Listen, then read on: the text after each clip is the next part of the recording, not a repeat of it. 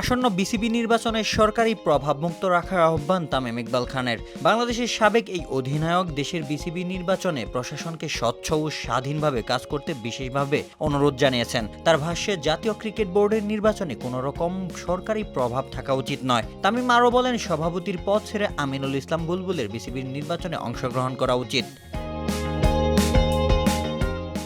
সম্প্রতি বাংলাদেশ ক্রিকেট বোর্ডের বর্তমান সভাপতি আমিনুল ইসলাম বুলবুল নির্বাচনে অংশগ্রহণের সিদ্ধান্ত ঘোষণা করেছেন। এরপর থেকেই গত 2 দিন ধরে গণমাধ্যম ও সামাজিক যোগাযোগ মাধ্যমে একটি বিষয় নিয়ে তুমুল সমালোচনার জন্ম নিয়েছে। আর তা হলো কোনো প্রভাবশালী ব্যক্তি বর্তমান সভাপতি বুলবুলকে নির্বাচনে অংশগ্রহণ থেকে সরে যেতে বলেছেন। ঠিক তারপরেই বিসিবির সভাপতির নিরাপত্তা চেয়ে ক্রীড়া মন্ত্রণালয়ে বরাবর দরখাস্ত করেছে বিসিবি। এবারের নির্বাচন নিয়ে ক্রিকেট ভক্ত ও দেশের ক্রীড়া সাংবাদিকরা প্রত্যাশা করছেন আসন্ন নির্বাচন যেন স্বচ্ছভাবে আয়োজন করা হয়।